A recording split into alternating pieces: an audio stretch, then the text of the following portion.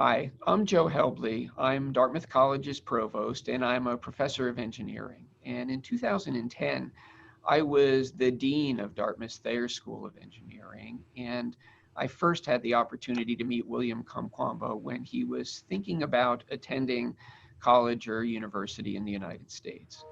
I knew the story of William's incredible creative accomplishment in his home country of Malawi. But what I didn't know was what a humble, soft-spoken, and incredibly talented young, aspiring college student and engineer he was.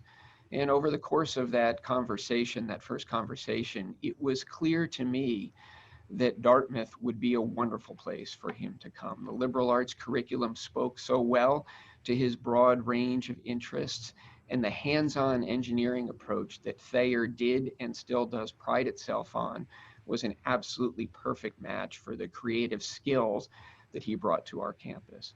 But I think more than Thayer and Dartmouth being a great match for William, it was clear to me that William would be an incredible match for Dartmouth and an incredible contributor to the Dartmouth community.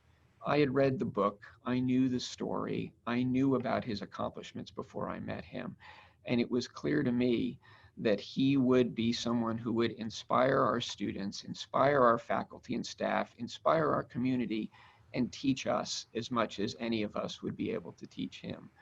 That was something that we saw so beautifully and eloquently throughout his time at Dartmouth. The projects he worked on in engineering and through his major in environmental studies were spectacular, and he really became a leader, a soft-spoken leader in our student community.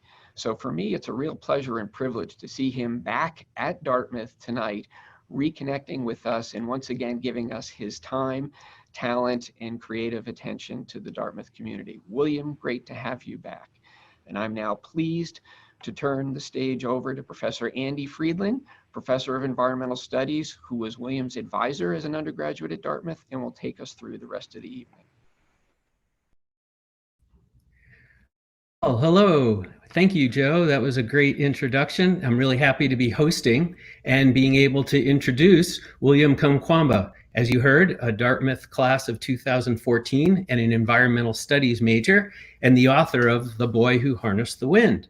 William is also the founder and director of Moving Windmills, a nonprofit based in New York and Malawi. And I would like to introduce William. Thank you. It's a real great honor to be back on campus. Thank you, Professor Andy. It's nice to be back.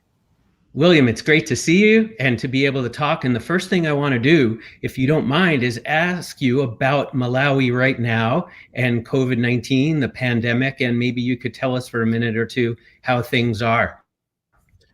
Things in Malawi, right now, we have registered 18 cases and 2 deaths, and 3 of them, they have recovered. So we registered the first case April 3rd April. We are just like hoping that the spread it's gonna be maintained. So far, the government are trying to do lockdown, but the challenge is that the majority of the people, they do their work. It depends on, like, you work today, you can be able to find money to feed your family the next day. So if you're gonna do say 3 weeks lockdown, that can be challenging. So they are still trying to figure out what ways we're going to be able to address that challenge. So far 18 cases, but hopefully maybe the spread is going to be maintained. Okay, let's hope so. And thanks for that update.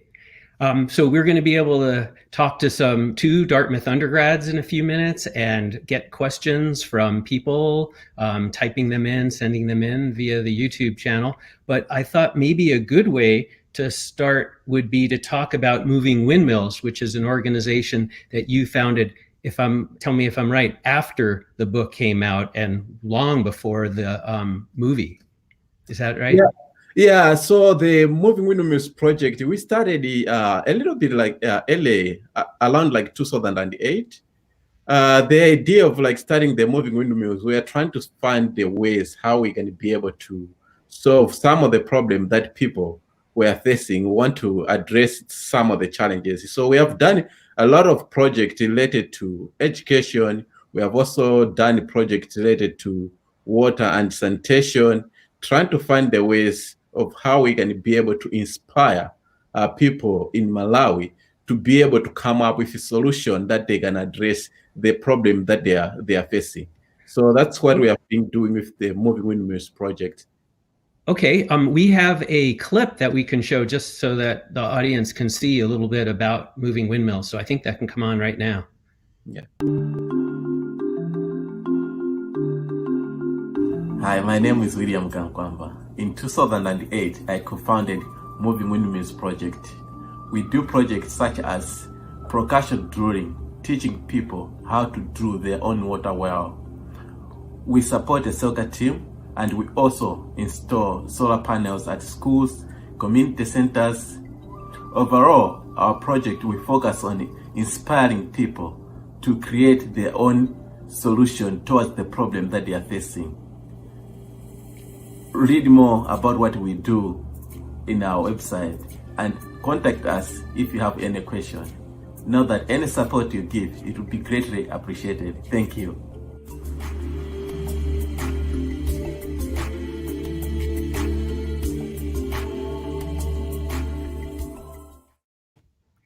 That's great. I was also glad to see the mention of solar, because since you've last been to campus only in the last year or so, there's now about 1 megawatt of solar on the Dartmouth campus. I'm afraid there are no windmills. We still don't have any windmills. As you know, it's probably not the most appropriate place for wind turbines, but there is roughly 1 megawatt of solar. So you are now working with both wind and solar, is that right? Well, yeah, we now like working both wind and solar. Especially right now, one of the projects that we are doing, we are building the innovation center. We want to build innovation center that is going to have the well-equipped machine shop tools that people can be able to use to design and build a project that will directly address the challenges that they are facing, looking into agriculture, innovation, designing simple tools for farming, not very complicated, but that can reduce the amount of time that people use to grow food. Because in Malawi, 80% of the population are farmers, but each and every year we still struggle to feed our population because the farming technique that we use is not very efficient. So we want to be able, with the climate change, we need to be able to work with how the environment it's going. So we are building the innovation center. We have already identified the place, and we are working with the very well-known architecture group, Mass Design Group. They are based in Boston, but they also have offices in Rwanda. They have done a lot of work. We are working with them. We want to design that it's gonna be able to give tools to young people who have an ideas to work on different innovation. But before we do that, we are also working on installing solar panels around different schools around the site where we're gonna build this innovation center. So the schools that we are installing solar panels, we want to install offline internet so that the student, they can also have access to education, like computer, having the system that they needed in order to do their education. So in terms of using the solar power, we have been doing a lot of solar power system in Malawi with the Moving Windmills project, also including installing solar water pump as well. That's great. So there's both solar and wind providing light so people can study at night, which you weren't able to do, plus water irrigation, plus computer technology. Are those maybe the three primary purposes? Those are some of the areas that we are looking at, that we have so far we are already been doing. Yeah. That sounds excellent. And I remember this from the book, but I don't think it's featured in the movie. One of the first things you did with your first wind turbine is, didn't you put a light bulb at the top of it and people could see for miles around, and they came and wanted to charge their cell phones? Do I remember that from either the book, or are you telling me that story? That's correct. So what I used to do, because the windmill was one of the tallest structure in the area, so people could see it from very far distance. So sometimes at night, I will connect the light bulb at the tower of the windmill, and people will be able to see it. Every time when people comes to my village, to my house to see the windmill, they'll ask me, what does this windmill do? And I'll tell them they can also charge a cell phone. Some people had cell phone at that time. They say, can I try to charge my phone? I say, of course, we'll charge in the phone. It'll show that it's charging. I'll tell them that now you can believe me that it's charging your phone. Could you please take your phone? But people couldn't want to take their phone because they want to get their phone charged for free. That's great. So as you know, we have two Dartmouth undergraduates with us, and I wanted to introduce them and bring them in, and I think they're going to have a few questions for you as well. So Sophie Newhouse is a Dartmouth class of 20, and she is a geography major and an environmental studies minor. Did I get that right, Sophie? Yes, exactly. Okay, perfect. And Max Holden is a Dartmouth class of 22 and is an engineering major. So I think I will start, if it's okay, with Sophie and see if she has a question, and then we'll get over to Max. Yeah, absolutely. So part of what I'm doing this week is figuring out some of the programming around Earth Week and Earth Day. And in doing so, I've been thinking a lot about the concept of sustainability and what it means to sustain. And I think at Dartmouth, we tend to throw this word around a lot. And I think oftentimes we mean environmentalism, or we mean things having to do with the environment. But I think your story in particular brings about a much broader definition of sustainability beyond just environmentalism, and touches more on how you sustain yourself as an individual, how you sustain your family, your community, traditions, livelihoods, justice, all of these things. So I wanted to start with asking what sustainability means to you personally, and how that definition informs the work that you're doing now. For me, sustainable, it's more of like trying to find the ways how you're going to be able to live and live with what you have, how well you're going to be able to see your situation, and trying to be able to not to be completely looking something that you don't have, but how you're going to be able to use what you have. Because sometimes we always like think of like other the stuff that we don't necessarily like have, that if we have this, that's what is going to sustain myself. But sometimes it's not like that way, but you can still be sustain yourself basically on how well you use what you have. Mm-hmm. Great, thanks. Max, do you want to go ahead? Yeah, so I thought the movie in particular was really, moving and inspirational, and kind of similar to Sophie's question. This film's really showed us that you don't have to have a lot of resources to be resourceful in a time of crisis. And we were kind of wondering, how have you developed this ability in a time of crisis after graduating Dartmouth to really be resourceful? At this time, one thing that I've been trying to see is trying to figure out what else can I be able to use? What else can I resource from different completely that was designed for something else that I can be able to take to find it a use? Because sometimes some of these challenges that we face in the world, it's not because of lack of completely resource, but lack of imagination, how we can take our own imagination to take what we have in order to apply certain way that it can be able to address some of the challenges that we are facing. So I've been continuing with that type of work in Malawi. Some of the work that we are doing, we are trying to live trying to find what we have available. How can we be able to use that to address some of the challenges that people are facing? For example, the percussion water well drilling system, it's a very odd system that people have used it for southern of years. It's very simple. You're going to be able to manufacture the tools very easily. You don't have to get a very complicated system. So I think to me, it's just how well do you use what you have, and what else can you apply something else in order to address some other problems? Yeah, I think that's a great response. And I think there's a question in the box kind of similar to that, harking back to your innovation in the movie of kind of the question is, what were the blades on your windmill made out of? So maybe you can like answer that. That'd be a fun. Yeah, the blades of my windmill was made out of the plastic pipes. So it was PVC pipes. So what I did, I cut the pipe straight and I made a big fire to stretching them.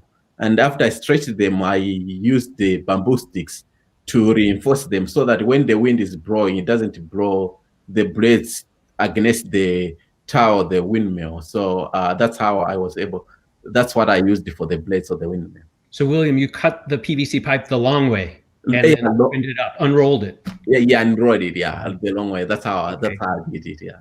All right. I think Sophie has a question too from a YouTube channel submission, but I want to ask you first because I think everybody wonders this after they watch the movie in particular. But did you ever buy your father a new bicycle after you cut his into pieces? Yeah, I was able to get him like a bicycle. I think one of other questions that I also get asked a lot of people related like to the bicycle. Why couldn't your father give you a bicycle at the best price? Because in Malawi, like the bicycle is the main source of like transportation. A lot of people use bicycles for mobility. For him to give away the bicycle without knowing if it's gonna work or not, it was very challenging. If it doesn't work, then it means that I have completed a cut is like mobility because of the trying to build the windmill. So far I've managed to get him another bicycle. So William, it would be like in a Western country, say the United States, it would be a parent like giving up their automobile and in an area where there's no public transportation. So there was no other way for the mother, the father to say, get to work or something like that. Is that a fair comparison? That's a fair comparison, yeah. Because like a lot of people, we carry pretty much a lot of stuff on the bicycles. You see people have like bicycle taxis. You can pick up somebody from one location to another location. That's how people use. Okay. Sophie, do you have a question or two lined up there? Yeah, there were still a couple questions wondering about the windmill that you built that you mentioned in the book and in the film. Some people wanted to know how tall it was and also if it was still functioning and what kind of other stuff is still happening in your village. Okay. So the first windmill that I built was 5 meters tall, and then I built a second one, which was about like 12 meters tall.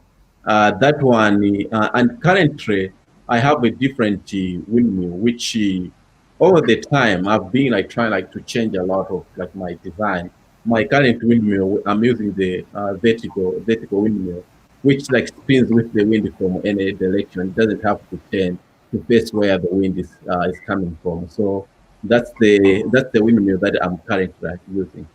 And I'm sorry, you dropped out a little bit. Did you say the first one was 5 meters and the second one was 12? Are those the two numbers? That was the two numbers, yeah. Okay, so roughly in feet, 16 feet and 40 feet. Is that about right? Around that, yeah. Or something is the conversion?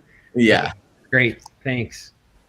And I see there's another question basically asking if there's any way U.S. kind of students, like middle school students, high school students, and college students, to really help you and learn alongside the Moving Windmills project.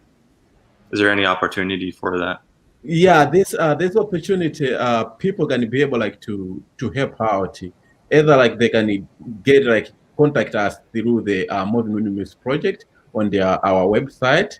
They can be able like to also like make a connection with the other people that they are doing like similar project that we are working, trying like to work with them, because the main like the long-term plan is that once we build the innovation center, we also want to be involving a lot of students from different like schools, different colleges to come like to Malawi to connect them with some student in Malawi that we're gonna be doing like the project. So that's what we want to do. So people are gonna be able like to contact us through our website to see how we're gonna be able to work with them. So William, we have to be a little careful here because Max is an engineering major and in the engineering school, and I'm a professor in environmental studies, Sophie is geography. But someone wrote in a question and asked, what led you to transition from engineering to environmental studies while you were at Dartmouth? And do you have advice for either engineering students or environmental studies students in general? I think what led me is that Dartmouth being like a liberal arts college, I took like a lot of classes in the engineering department, and also took a lot of classes in the environmental studies department. I was really like inspired with the some of the classes that the environmental studies. That's what inspired me. I said that I can still get like some engineering like skills, taking like some classes, but I can also take some environmental studies classes that can also help me with the work that I'm trying like to do in Malawi, because the work that I'm trying to do, it's also related to with the environment. The challenge that we are facing, I actually didn't know the time that I was building the windmill, because the problem that we are facing, the problem of drought, flooding. Sometimes nowadays the rain are coming late, and they are not predictable the way my great-grandparents used to be predicting what will be like the season, and when the rain gonna come, or when it's gonna stop. They used to know that, but we can't know that nowadays. So when I went to Dartmouth, then I was given all those like opportunities. So I thought that if I can be able like to study environmental studies, then I can also be able to being able like to address some of the problems that people are facing in Malawi. So that's why I took like classes from environmental studies department, and also take classes from engineering department as well. So I think main advice, it's like more of like what I can advise people are trying like to choose, either it's like a major, choose what you really want to do. If you what you want to do like for the rest of your life, but also being open up to learn different things that you never even imagined before, because you never know where your inspiration is going to come from. Because sometimes we may think that want to do this, but little maybe because you haven't been exposed to something else, that's why you are choosing that. But once you get exposed to different like department, then you're going to be able to make a right decision which one you really want to do. William, I hope you don't mind my interjecting, but when I first met you and you took my Introduction to Environmental Science class, which Sophie just took a few months ago, you were still adjusting to Dartmouth, you were still adjusting to living in North America, and nevertheless, the subject matter was in your blood, it was in your DNA. So even though there were some adjustment issues for you, you had been thinking the material in ENVS2, Intro to Environmental Science, I don't know, since you were a child. So that became very apparent to me, which was very exciting. Yeah. So maybe, I don't know, I've lost track of which way we're going, but Sophie, do you have a question from a viewer that we should ask? Yeah, absolutely. A lot of people are curious about your transition to Dartmouth, and I guess how did you find Dartmouth? What made you choose Dartmouth? And what was the reaction of your family and your community when you decided to come from Malawi to New Hampshire? So I first heard about Dartmouth when I at my high school. So I went to school in South Africa, the school called African Leadership Academy. There was the Dartmouth alum who talked about like Dartmouth. So I had a chance to visit Dartmouth before applying, and what I was very like inspired. Also, one thing that inspired me was that Dartmouth, it's in very like small. It's a small town. I didn't grow up like in a big city, so you can know your people very well, and also focus a lot on the undergraduate student. And the other thing, the Thayer School of Engineering also like inspired me at that time. Because when I visited Dartmouth, I went to the machine shop. They told me that machine shop, you can use the machine shop even your freshman year. Some other schools that I visited, they say you can use machine shop during your sophomore or like your junior year. So sometimes I love working with my hand. So when I heard that I can use the machine shop, that also inspired me that if I can be able to go to Dartmouth, I can be able to use this machine shop to design or build some stuff that I want to do in Malawi. So with the that has also been like inspiration towards the innovation center that we are building. We also want to build the machine shop at the innovation center so that the people can be able to use those machines. That's one thing that I was lacking when I was building the windmill. I didn't have tools or like mentorship that I needed to help me to be able to design my windmill. So I want to give that opportunity to a lot of young people in Malawi with the machine shop tools and giving them the mentorship that they needed in order to do the work that they're trying to do. That's great. I want to give Max a warning that we're going to go to him for a question in a minute. But I first, in case anyone needed proof, photographic evidence, I just wanted to show that William did graduate. Here he is on his graduation day, 2014, June, in front of the Environmental Studies program in the Fairchild Science Center. So in case you needed that, there you go. Max. Yeah, so I definitely am with you on the machine shop. That was a huge kind of driver for me to come here to Dartmouth and just really be innovative. What were kind of maybe one or two of your favorite projects that you worked on at Dartmouth? One of the favorite project, I did a project in the Engines 21. We were like trying to design the cooling system, like refrigerating system for vegetable vendors in countries where they don't have a lot of like a refrigeration system. We want to design that cooling system that they're going to be able to use. So the project that we are doing, we are trying to use the vacuum cooling basic like system. So that was one of the projects that I did at the engineering school, at the machine shop. But the many other things that I love, like going to the fair, especially at the machine shop, I was working there, helping other students that they are trying to design part of their like classes, just like seeing some of the design that we have like to do. It was very interesting to me because the working with my hands, it's also like part of who I am. I love like doing such type of work. Yeah, with that in mind, someone's asking, what was the most challenging part of, I guess, bringing your windmill to life specifically is this question, but also just some of the challenges of now you have access to all of these different resources and so many different projects you could do. What were some of the challenges that you faced when coming to Dartmouth?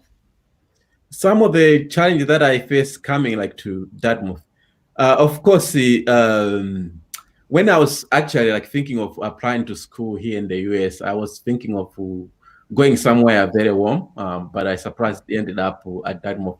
The most challenging part was like the winter, like being like very cold. So that was the only like challenging. But the other like challenges that I was facing, I think for me, what really helped me was like I wasn't very shy on reaching out to my professors, reaching out like to my friends if I'm finding like difficulties, and also I was always like trying to be open, like trying to share my culture while I'm learning the other people's like culture. That really helped me throughout my time at Dartmouth. So all the challenges that I was facing, they were kind of addressed because I wasn't afraid to reach out to other people. So I remember like I've spent like quite a number of times visiting your office hours, sometimes without like office hours, be like, Professor Friedland, can we meet? That's what helped me. You are always welcome. You know that. Thank you. I see there's another question kind of asking maybe like how often do you visit Malawi and where do you kind of stay between?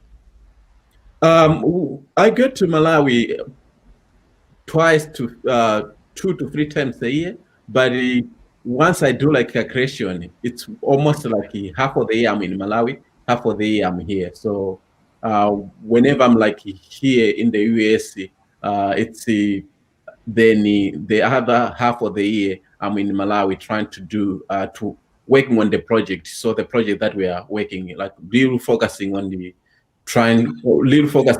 making sure that the moving windmills it's up and running. Yeah.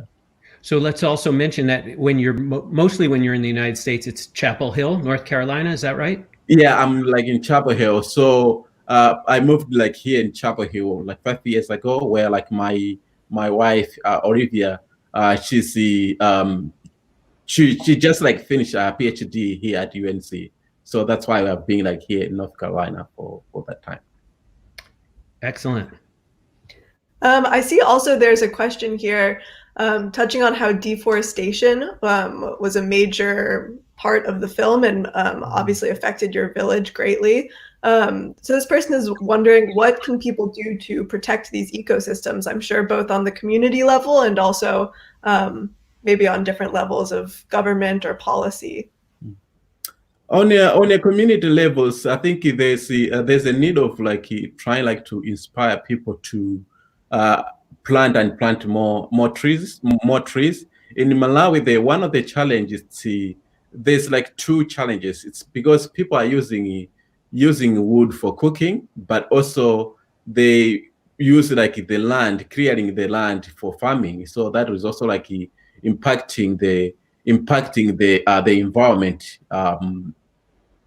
causing a big problem on the deforestation problem. So I think one in a grassroots level, I think there's a need of like trying to inspire people to start either like planting some of the trees that brings back nutrients in the soil. Apart from that, you are deforesting the land, but you also bring up more nutrients that you're going to be able to use once you are growing. So I think that would be one way of doing that. And for the government level, I think there's a need of like trying to find the ways of how they can make sure that people they are finding ways of finding either it's like the cooking energies that they're going to be able to use rather than just only like depending on the firewood. So that needed to be done. Like the policies needed to be focusing on how they can be able like to inspire people, make sure that people are more interested into planting and more trees at each given year. And I see it. There's also a question asking, basically in the book, people thought you were really crazy. What kind of inspired you to persevere through all those challenges? What inspired me, I think one of the inspiration that I got inspiration from my grandmother. In Malawi, there's this division of labor. They say this is for men and this is for women. One of the labor that is considered to be for men, it's making bricks if you want to build your house. It's a very difficult job. People say that, oh, only men can do it. And my grandmother was doing it by herself. A lot of people asking her, why are you doing this instead of your husband? Her response really like inspired me. She said that when you are caught on fire, you don't wait for somebody to put off that fire. You are the one who can first feel the heat from the fire, and you can try to find the ways of putting off that fire. And from there, so she was referring that if you have a problem, you know your problem better than anyone else. So if you're gonna try to find a solution to your problem, other people maybe might see you that you are struggling, they're gonna come along and help you. But if you don't do anything, nobody's gonna come because nobody's gonna know your problem. So you needed to do something. That really inspired me that regardless of how difficult it was, we had like that challenge that we were facing. I had to come up with a solution. How do I solve this problem? And once I saw that the windmill existed somewhere else in the world, that gives me courage that a human being like me was able to build it. There's nothing that can stop me from achieving the same thing. That's what inspired me to keep going. Okay, that's great. So I guess there's a question that we could ask, or I don't know if somebody else was ready to, but who are your heroes? That we thought might be a good way to who are my heroes? I think who are your heroes? Yeah. There are a lot of people that they have done like a lot of amazing things in this world. I think I'll consider like my grandmother really like inspired me, and there's also like some other people that they have done so many other like amazing stuff in this world that I consider that they are like really they are great. So first I would say like my grandmother, she's my hero in the way that she always like trying to find the ways how she can be able to find the ways of solving any problem that she's facing. Max or Sophie, you can chime in as well if you wish. I'll go first, Sophie. Not to be put on the spot. No, I mean, I think, William, I think you're an incredible role model and example of, ingenuity and problem solving. I think I live in New York City, so I think right now we're seeing heroes every day, heroes in my own family and heroes on the front lines, people who are, still working. To me right now, I think are the most inspiring and, helping us persevere, like you were talking about, through challenges and through difficult times and with a lack of resources. I think right now that's who I'm most inspired by. Mm-hmm. Yeah, I definitely agree that people on the front lines at the moment kind of sacrificing their lives to save others. It's really humbling. And as long as like the teachers as well at Dartmouth who are teaching right now, leading in their own field and setting an example and this kind of online course. And then also my family, I think that's, as you said, your grandmother and also my family's big heroes for me. I want to mention two heroes, and I've had the privilege of bringing them both to Dartmouth and having them participate in classes and teach and so on. One is the writer and naturalist Terry Tempest Williams, who lives in Utah and taught for many years in environmental studies. And the other is Johnny Clegg, the South African musician and anthropologist who passed away a little less than a year ago, who also has given many concerts and given lectures. And before we wrap up, I do want to just point out to people who really like your stuff, William, and have read your book and seen the movie, that you were on The Daily Show before Trevor Noah, when it was Jon Stewart. And if people look around on YouTube or somewhere, I think they can see a really wonderful early interview with William Kamkwamba. So I wanted to point that out for people.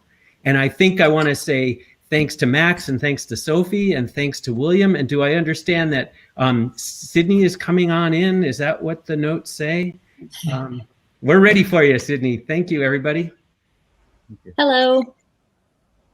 I get to wrap this up tonight. I just want to thank you all for coming.